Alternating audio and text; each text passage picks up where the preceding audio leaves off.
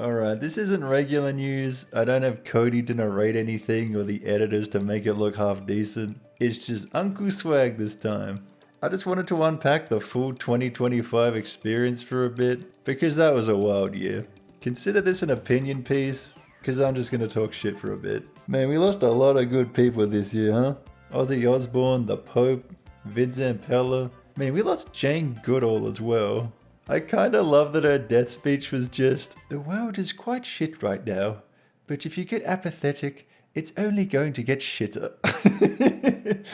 And you know she's so real for that. Like, climate scientists are still on suicide watch, and not too many countries are hitting their Paris climate targets. I know the big thing is to blame China for this shit, but those guys are making 100 solar panels a second. Like, at least they're trying. The US though, they're having a fucking laugh. I still think it's so funny that during COP20, they had their own announcement that they're opening up old coal power plants. And they're just straight up defunding departments that track climate change.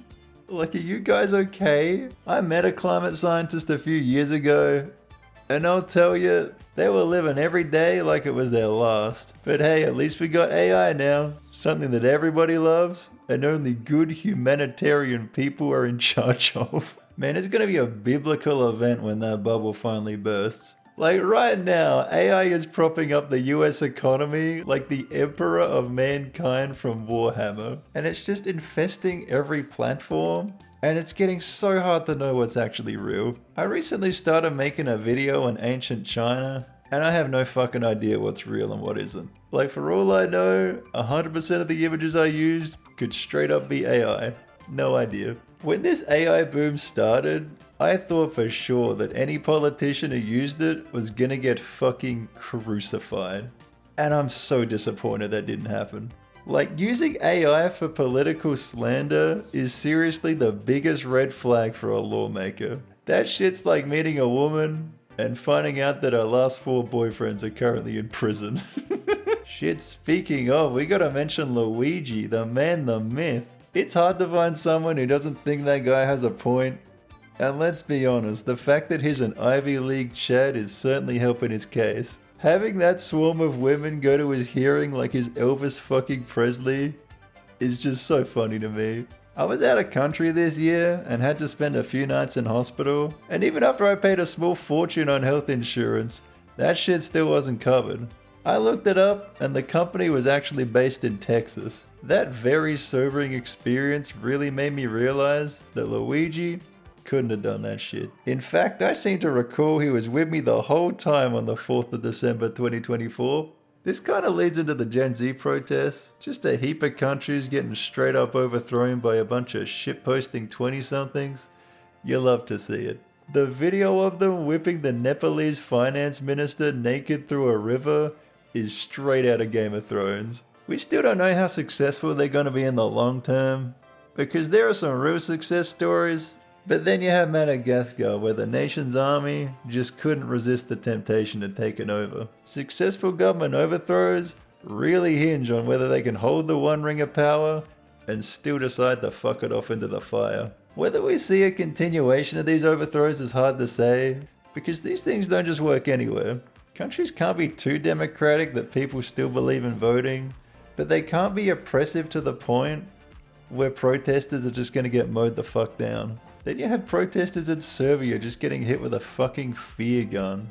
Like, shit, who the fuck can use that against peaceful protesters and still think you're the good guys? It also doesn't help that the Serbian president has the most punchable face you've ever seen. Like, fuck me. He looks like those carnival clowns you put the balls into. I mean, speaking of protests in first world countries, that shit was all about immigrants. And there's probably a good debate to be had about what's the most sustainable way to manage immigration and balancing the stresses of the system with economic growth, and whether that's even in the best interest of anyone but the turbo rich.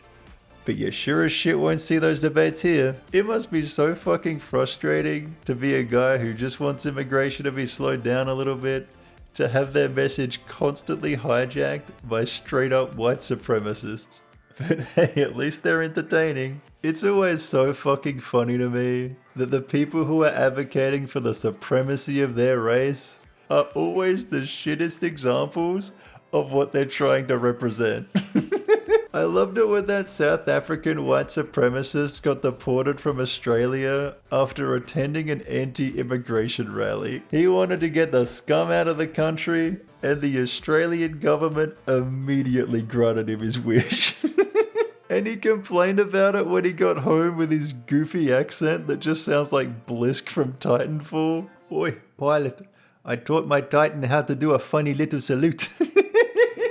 Oh man, speaking of salute, remember when Musk did that shit? My heart goes out to all of you. I'm just gonna say it, I don't think he was trying to be a Nazi. I just think the guy is an awkward fucking nerd. That's not to say he doesn't have some seriously dodgy takes. I mean shit, if you look at the guy's Twitter post for 10 minutes and still like what he has to say, you need some fucking help. His own fucking AI is fact checking him half the time. And we still don't know how much money Doge has actually saved. Like, some experts think it could be as low as $1 to $7 billion. That's generously 3 days of running the US military. I guarantee that the 400,000 people who got fired were worth exponentially more than that. And I really didn't want to get into the US because, let's be honest, America was hogging the headlines last year. Say what you want about Trump, but the man is a gift to the news industry. I mean, Gulf of Mexico deporting people to a Salvadorian super prison, setting tariffs that still baffle economists, and now he's going to war with Venezuela. And they can say it's about drugs or whatever the fuck, but let's be honest, there's better targets for a drug war, and there's way better ways to mitigate the harm. I don't think it was a coincidence that Trump said he wanted to seize a bunch of oil and land from Venezuela just hours before a bunch of Epstein documents are about to drop. Like, come on bro, you're not that slick. Every month just feels like a Batman cliffhanger with this guy. Like, ooh, how's he gonna get out of this one? From an outsider looking in, America seems to be pretty fucking lenient for what he's allowed to do. It's kind of weird that this is where they draw the line. The scariest part for me personally was that meeting with Zelensky in March, and they just fucking bullied the guy. Like, I watched the debates before he got elected, and he was like Neo from the Matrix dodging questions about Ukrainian sovereignty. But I didn't think it would be this bad. Their November peace plan was just a Russian wish list, and I can't figure out what he has to gain. My man could be the savior of Europe if he wanted, and it would cost him jack shit to do it. Putin's gonna have a video of Trump and a barnyard animal, man, because I just can't figure this shit out. Alright, let's talk about the Middle East. I absolutely hate talking about the Middle East because it's really fucking complicated, and things tend to get stupid real quick.